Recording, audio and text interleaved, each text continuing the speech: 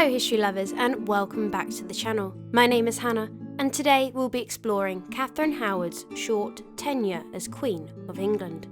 It's spring 1540 and King Henry VIII is currently married to his fourth wife and queen, Anne of Cleves.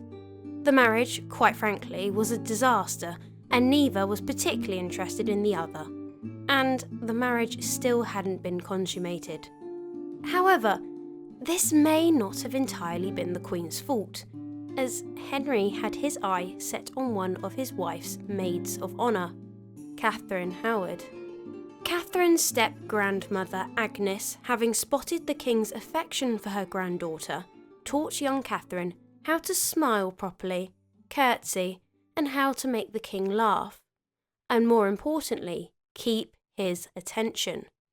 Now I think it's important to note here that I don't think the Dowager Duchess of Norfolk, Agnes, nor her stepson, Thomas Howard, the Duke of Norfolk, were planning on recreating what happened with Anne Boleyn. Maybe it was because of Katherine's age, or that she didn't possess the necessary charm that Anne had, but I believe they were priming Katherine for the role of mistress, and never really saw it going much further than that. If they had, then Agnes may have informed the King that Katherine wasn't as chaste as she should be. After all, virginity was not needed to be a mistress. But then maybe she kept it to herself, as she didn't want to admit that she had failed her niece. Either way, the Duke and Dowager Duchess of Norfolk would host parties to allow Katherine and the King to meet and spend some time together. Although, saying that, just because I believe they were only planning on the role of mistress, Norfolk had once before orchestrated the rise of one of his nieces from mistress to queen. So why not try again with one who was younger, prettier, and easier to control? It seemed that the Duke and Dowager Duchess weren't the only ones with ambition. Katherine herself looked to gain from the King's interest. Alison Weir states in her book, The Six Wives of King Henry VIII, that it was certainly a dazzling experience to be courted by the King, and Katherine was not without ambition. Norfolk and Gardiner had explained what their purpose was in pushing her into the spotlight. Yet she was no Anne Boleyn, being a good deal younger than Anne had been, and far more empty-headed. Although she was precocious enough when it came to the experience of men. It had already therefore occurred that she might become Queen of England, and this was no doubt enough to compensate for the fact that, as a man, Henry had very little to offer a girl of her age. In April 1540, King Henry VIII granted Katherine a substantial amount of land that he had confiscated from convicted criminals.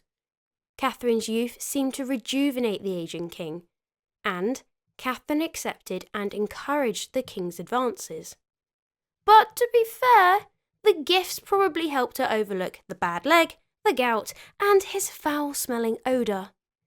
Gifts and grants were first recorded going to Katherine Howard from the king on the 24th of April 1540. Catholics at court rallied round Katherine in hopes of bringing the kingdom back to how it had been under the queenship of Catherine of Aragon, and ally England with Catholic allies, rather than the Protestants, which is what they had at that time with Cleves. The Queen had also noticed her husband's no affection for her maid of honour, and did not bear any ill will towards Katherine, as she was not in love with the King, but it did give her cause for concern over her fate. It was probably around this time that Henry and Katherine first slept together, if they did indeed sleep with each other prior to their marriage, as it is sometimes asserted that Katherine employed the same tactics as Anne Boleyn and Jane Seymour, which I will discuss later. On the 19th of June 1540, the Bill of Attainder received the approval of the Upper House and was sent to the House of Commons. The next day, Anne of Cleves complained about her husband's affections for Katherine. Anne told the Cleves ambassador that she was concerned about her husband's interest in one of her maids of honour. On the 24th of June 1540, Anne of Cleves was sent to Richmond Palace under the pretence that there was plague in London and that the country air would benefit her health. She departed without question, but with a sense of foreboding. Charles de Marillac, the French ambassador, reported rumours of diminished affection for Anne and new interest in another lady. Henry had promised to join Anne in 2 days, but he didn't. Instead, Henry was seen visiting Katherine Howard at Lambeth in broad daylight, where she had gone after the Queen left court. Bishop Gardiner hosted banquets for Henry and Katherine at his palace in Southwark. The royal barge was spotted nightly en route to Lambeth, with Henry using the excuse of visiting the Dowager Duchess of Norfolk. Though Londoners weren't fooled, most of them knew that he was on his way to see his new mistress. Henry and Anne's marriage was formally annulled on the 12th of July 1540. Joan Bulmer, who had once served as Katherine's secretary during their time with the Dowager Duchess of Norfolk, reached out to Katherine as she was on the verge of becoming queen. Katherine, having received little formal education and being barely literate, had relied heavily on Joan in the past. Joan's fortunes had changed drastically. She had married and moved to Yorkshire, where she felt isolated and longed for the vibrant life of court. On the 12th of July, Joan wrote a desperate letter to Katherine, imploring her to include her in her new household as queen.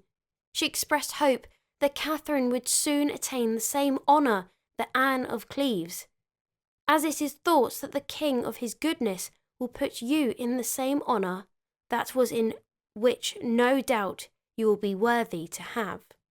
Joan reminisced about the deep affection she had always held for Katherine. Unfeigned love that my heart hath always borne towards you, and confided that her changed circumstances had borne her into the utmost misery of the world and most wretched life. The letter was filled with pleas and flattery. She concluded with an earnest request, urging Katherine not to ignore her appeal. Joan wrote, "Not to be forgetful of this my request, for if you do not help me, I am not like to have worldly joys, desiring you, if you can, to let me have some answer of this, for satisfying of my mind, for I know the Queen of Britain will not forget her secretary, and favour you will show." Katherine, kind-hearted and eager to please, responded positively to Joan's request. However, her inexperience prevented her from recognising the more ominous undertones in Joan's plea, the veiled reminders of past secrets, and an implicit threat if she did not comply. Katherine would welcome Joan into her growing entourage, a decision she would come to regret deeply. In late July 1540, rumours swirled that Katherine Howard, the young mistress of King Henry VIII, was pregnant, a claim relayed by French ambassador Charles de Marillac, though it turned out to be false. Around this time, on the 25th of July, Henry adjourned Parliament for the summer recess. Only after this break did he begin to seriously plan his marriage to Katherine. Just 2 days later, on the 27th of July, Henry took decisive action by sending the Bishop of London to the Palace of Oatlands to marry him to Katherine. These events marked a significant turning point as Henry moved from his recently annulled marriage to Anne of Cleves to his new union with Katherine Howard, who was soon to become his fifth wife. On the 28th of July 1540, a day marked by significant upheaval, King Henry VIII married Katherine Howard. Katherine and Henry's private wedding took place at Oatlands Palace in Surrey and was officiated by Bishop Boner. Despite the ceremony's secrecy, Henry was deeply infatuated with his young bride. Overjoyed, Henry began each day before dawn, attending church, and then setting off on hunts, eager to enjoy his rejuvenated life. Katherine, now queen, was thrilled by her new status and the abundance of jewels and luxury that accompanied it. Meanwhile, on the same day, Thomas Cromwell, once Henry's trusted adviser, faced a grim fate. Taken from his cell in the Tower of London to a public scaffold on Tower Hill, Cromwell was executed before a large crowd. Although Henry had granted Cromwell the merciful sentence of beheading, it was far from a clean end. The executioner bungled the job, requiring 2 strokes to sever Cromwell's head.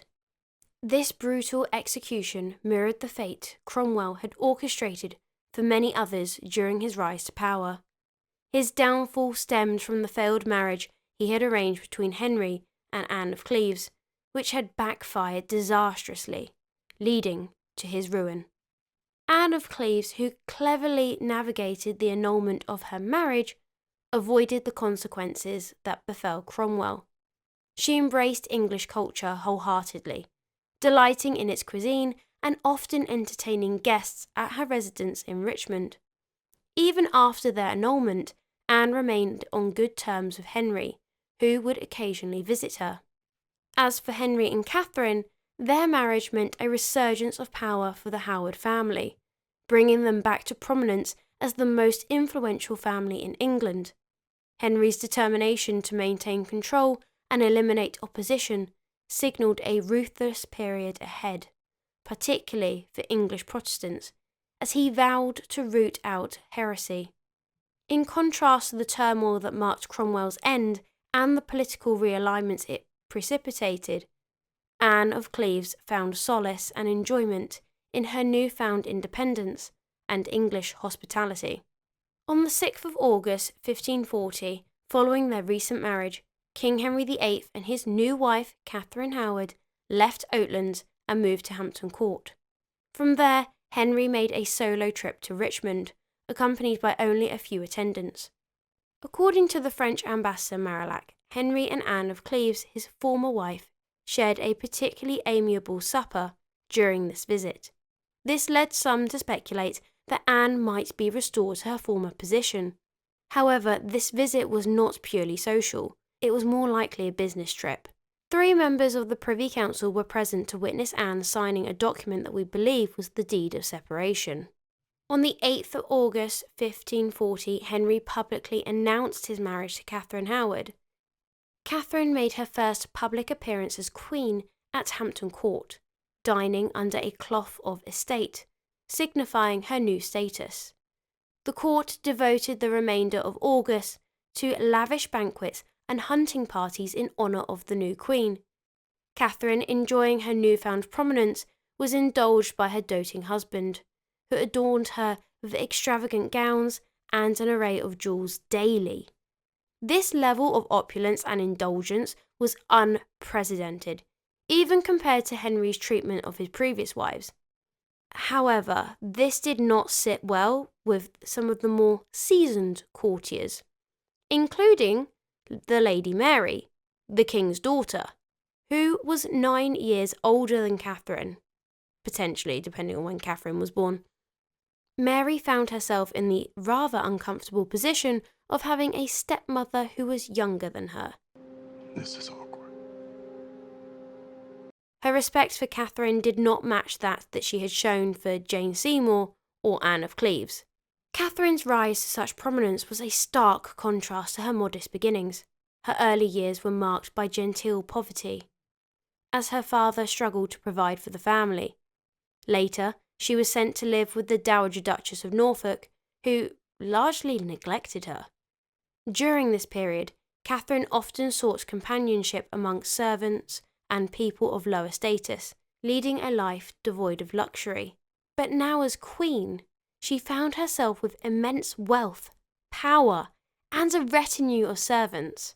This dramatic change went to her head, understandably, though she maintained a pleasant demeanour and a kind heart, willing to use her influence to help those in need.